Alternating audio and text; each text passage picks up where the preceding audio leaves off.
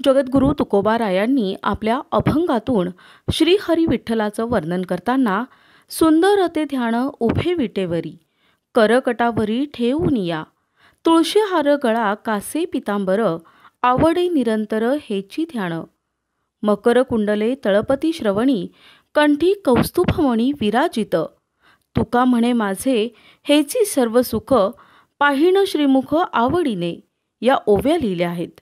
या ओव्यातील वर्णनानुसार वारकऱ्याला त्याचा श्रीहरी विठ्ठल नेमका कसा दिसतो याचा प्रत्यक्ष अनुभव नाशिक रोड परिसरातील विहितगाव येथील श्री विठ्ठल मंदिरात आज आषाढी एकादशीच्या दिवशी शेकडो भाविकांनी अनुभवलाय।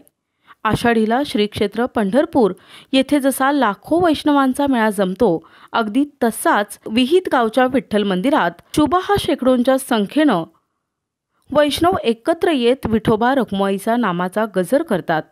विहितगाव येथील श्री विठ्ठल मंदिराला एक सुंदर आध्यात्मिक आख्यायिका लाभलेली आहे। चंद्रकोराप्रमाणे चंद्राकार आकार घेत असलेल्या वालदेवी नदीच्या तीरावर हे मंदिर वसलेलं आहे। आख्यायिकेनुसार संगमनेर येथील महान विठ्ठल भक्त संत आईसाहेब यांच्याशी या मंदिराचा थेट संबंध येतो। श्री विठ्ठलाच्या निस्सीम भक्त असलेल्या आईसाहेबांचा दरवर्षी पंढरपूरच्या वारीचा नेम असायचा। वार्धक्याच्या उंबरठ्यावर असताना चंद्रभागेमध्ये स्नान करताना त्यांना ही विठ्ठलाची मूर्ती सापडली। त्यांनी ती नाशिक येथे आणली, रामकुंडावर विधिवत पूजा अर्चा केली। त्र्यंबकेश्वर येथून परतीच्या प्रवासात असताना विहितगाव नजीक ही मूर्ती वालदेवी नदीच्या तीरावर ठेवली असता ती पुन्हा कोणालाही उचलणं शक्य झालं नाही आणि या ठिकाणी श्री विठ्ठलानं स्वयंभू स्थापित होऊन भक्तांच्या उद्धाराचा निर्णय घेतला। तेव्हापासून आज तागायत इथे अखंड हरिनाम सुरू आहे।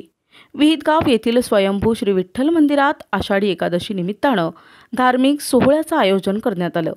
पहाटे श्रींचा अभिषेक, सप्तनदी स्नान, काकडा भजन, काकडा आरती आणि श्रींची मुख्य आरती संपन्न झाली।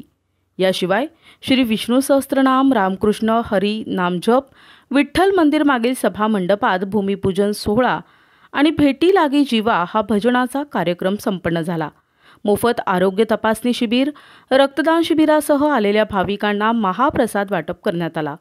दुपारच्या सत्रात माऊली सांप्रदायिक महिला भजनी मंडळाचं भजन आणि सायंकाळी हरिपाठ, भजन संध्या आणि रात्री शेजारती आणि हरिजागर झाला।